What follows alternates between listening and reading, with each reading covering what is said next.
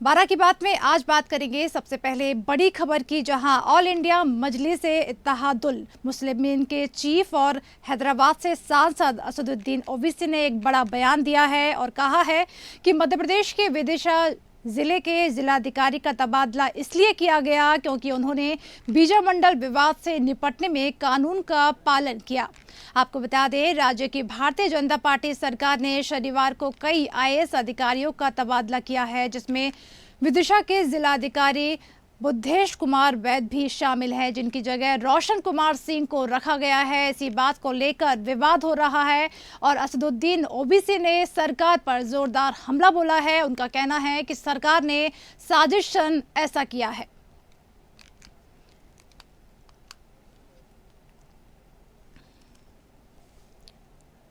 तो असदुद्दीन ओवैसी का एक बड़ा बयान देखा जा रहा है। एमपी सरकार पर जोरदार हमला बोला है। उनका कहना है कि जिलाधिकारी द्वारा जो कार्रवाई की जा रही थी, कानून के तरीके से जो कार्रवाई उनकी तरफ से की जा रही थी, कहीं ना कहीं इसी कारण उनका तबादला किया गया है। बता दें, जहां ऑल इंडिया मजलिस-ए-इत्तेहादुल मुस्लिमीन के चीफ और हैदराबाद से सांसद असदुद्दीन ओवैसी ने एक बड़ा बयान दिया है और कहा है कि मध्य प्रदेश के विदिशा जिले के जिलाधिकारी का तबादला इसलिए किया गया क्योंकि उन्होंने बीजा मंडल विवाद से निपटने में कानून का पालन किया है। आपको बता दें, राज्य की भारतीय जनता पार्टी सरकार ने शनिवार को कई आईएएस अधिकारियों का तबादला किया है, जिसमें विदिशा के जिलाधिकारी बुद्धेश कुमार वैद भी शामिल हैं, जिनकी जगह अब रोशन कुमार सिंह को रखा गया है। इसी बात को लेकर कहीं ना कहीं विवाद पैदा हो रहा है, सियासत होती दिखाई दे रही है। कहीं ना कहीं ओवैसी ने सरकार पर जोरदार हमला बोला है।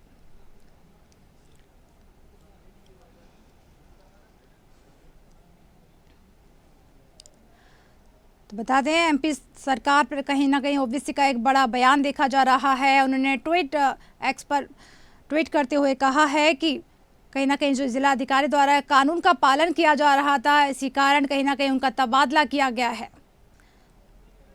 तो बता दें, असदुद्दीन अपने बयानों के लिए काफ़ी जाने जाते हैं और एक बार फिर से उन्होंने ट्वीट कर बयान दिया है, एमपी सरकार पर जोरदार निशाना साधा है।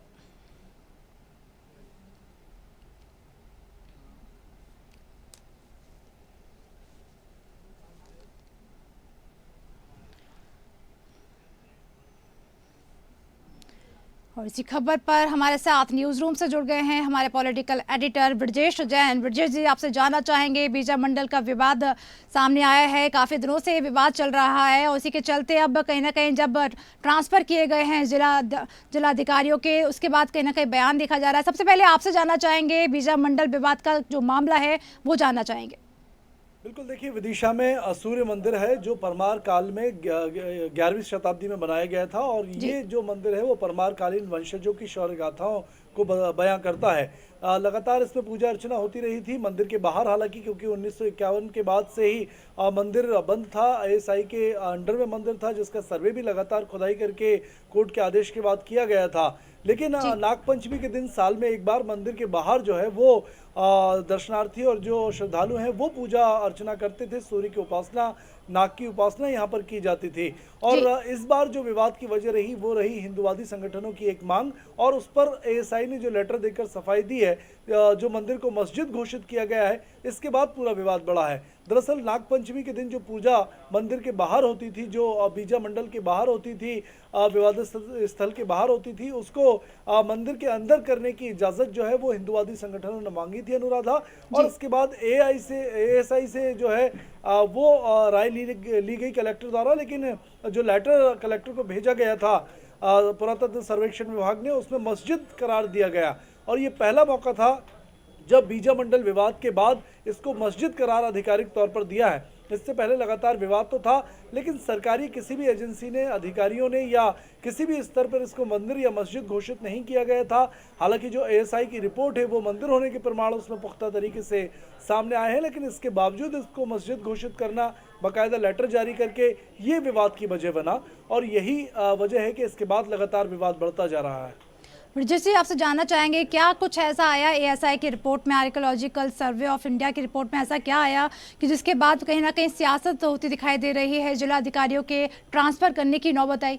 देखिए, हिंदू संगठनों की मांग पर जो है वो कलेक्टर ने रिपोर्ट मांगी थी, एएसआई से सलाह मांगी थी कि क्या मंदिर के अंदर इजाज़त की दी जा सकती है, लेकिन एएसआई ने साफ तौर पर इसे मस्जिद करार दे दिया और कहा कि ये कोई मंदिर नहीं है बल्कि मस्जिद है, और इसीलिए मस्जिद होने के कारण जो 1951 का नोटिफिकेशन था उसका हवाला दिया गया और कहा गया कि इसमें किसी भी तरीके की पूजा नहीं की जा सकती। और इसके बाद जो है कलेक्टर ने एक आदेश जारी किया था, एसपी को भी लेटर लिखा गया था जिसमें जी। लिखा था कि मंदिर में किसी भी तरीके की पूजा की इजाज़त ना दें, और अगर कोई मंदिर के आसपास भी पूजा अर्चना करता है तो उस पर 1 लाख रुपए का जुर्माना और कड़ी कार्रवाई करते हुए 2 साल तक की सज़ा का जो प्रावधान है अनाधिकृत क्षेत्र में प्रवेश पर, उस नियम के अनुसार जो है उस पर कार्रवाई करें। और यही वजह रही कि हिंदूवादी संगठन लगातार नाराज हैं, भड़के हुए हैं और लगातार बयानों के तीर सामने आ रहे हैं। ओबीसी ने भी बयान दिया है, ओबीसी ने एक्सपर्ट पोस्ट करके ये कहा है कि कलेक्टर का तबादला इसलिए किया गया कि चूंकि पिछले दिनों जो आईएएस आईपीएस के नए तबादले और पोस्टिंग हुई थी उसमें विदिशा कलेक्टर का भी कलेक्टर का तबादला किया गया था, और ओबीसी ने इसे उस मंदिर के लेटर और रोक लगाने की वजह तबादले को बताया है और सियासत करते हुए ये कहा है कि कलेक्टर का तबादला इसी वजह से हुआ क्योंकि उन्होंने मंदिर में पूजा की अनुमति नहीं दी। और ओबीसी लगातार इसी बात को लेकर, कलेक्टर के तबादले को लेकर सरकार पर हमलावर है, बीजेपी से लगातार सवाल पूछ रहे हैं। जी ब्रिजेश जी, शुक्रिया इस तमाम जानकारी के लिए। बात कर रहे थे बीजा मंडल विवाद के बारे में, जहां ओबीसी का एक बड़ा बयान सामने आया है। उन्होंने कहा है कि जो जिलाधिकारी हैं कानून के अंदर काम कर रहे थे, कहीं ना कहीं इसी कारण उनके तबादले किए गए हैं, इस तरीके का बयान दिया है ओबीसी ने।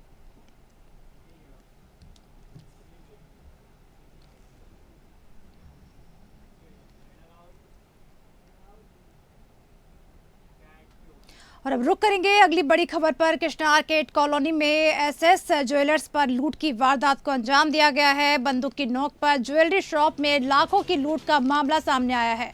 बदमाशों ने हेलमेट पहनकर वारदात को दिया अंजाम।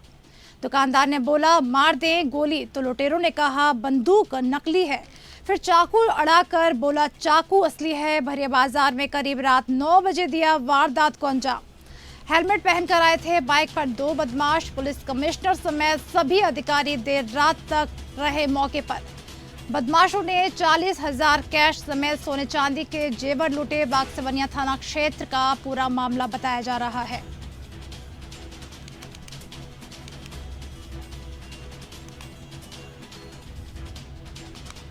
बता रहे हैं खबर भोपाल से, जहां कृष्णा आर्केड कॉलोनी में एसएस ज्वेलर्स पर लूट की वारदात को अंजाम दिया गया। बंदूक की नोक पर ज्वेलरी शॉप में लाखों की लूट की गई।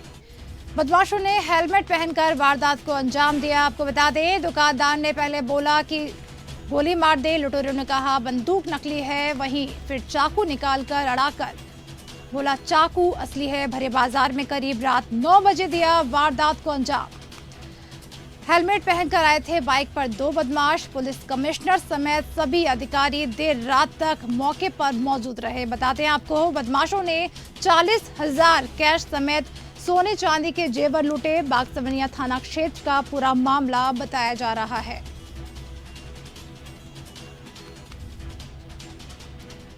बता रहे खबर भोपाल से, जहां कृष्णा आर्केड कॉलोनी में एसएस ज्वेलर्स पर लूट की वारदात को अंजाम दिया गया है। बंदूक की नोक पर ज्वेलरी शॉप में लूट की घटना को अंजाम दिया गया है।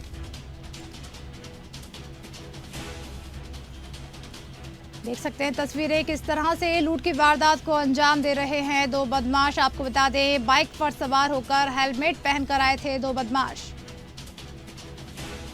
सोने के जेवरात और कैश यहां पर चोरी करके ले गए। और बता दें, पूरा जो मामला है उसमें पुलिस तफ्तीश में जुट गई है। पूरा मामला भोपाल के बागसवनिया थाने का बताया जा रहा है। बदमाशों ने हेलमेट पहनकर वारदात को अंजाम दिया। सीसीटीवी कैमरे में उनकी करतूतें कहीं ना कहीं रिकॉर्ड हो गई हैं। अब मामले की कार्रवाई की जा रही है पुलिस प्रशासन की तरफ से। भोपाल के कृष्णा आर्केड कॉलोनी में एसएस ज्वेलर्स पर लूट की घटना को अंजाम दिया गया। बंदूक की नोक पर ज्वेलरी शॉप में वारदात को अंजाम दिया गया।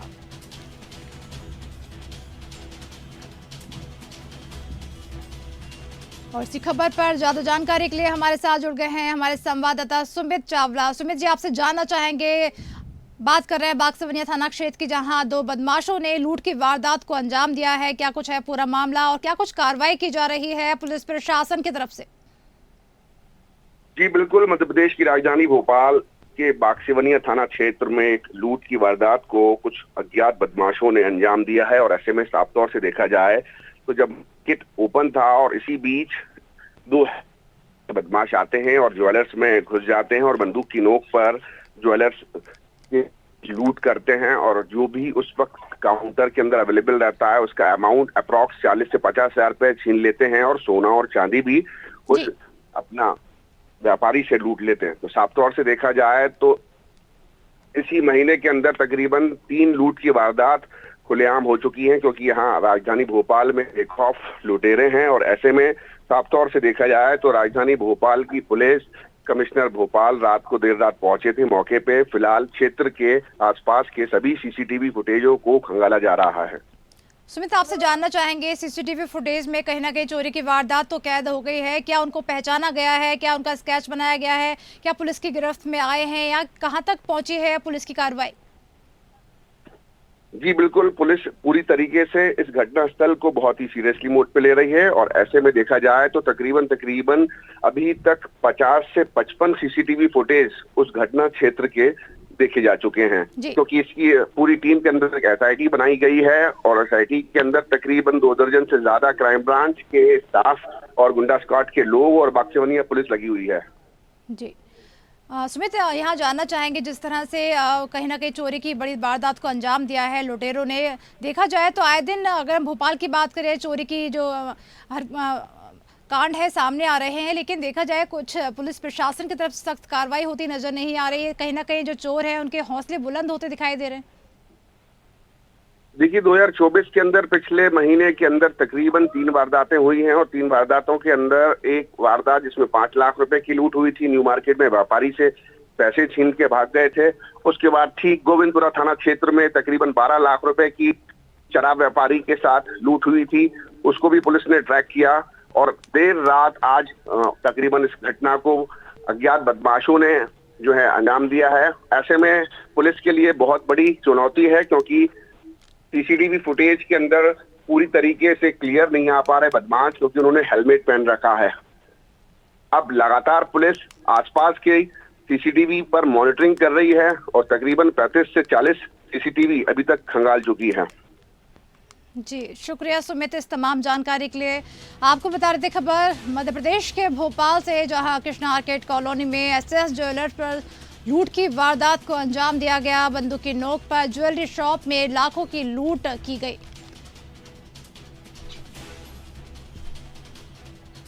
आपको बता दें, हेलमेट पहनकर आए थे बाइक पर 2 बदमाश। आप देख सकते हैं तस्वीरें, सीसीटीवी कैमरे में तस्वीरें रिकॉर्ड हुई हैं। और बता दें पुलिस कार्रवाई में जुटी हुई है। फिलहाल चोरों का पता नहीं लगा पाई है पुलिस।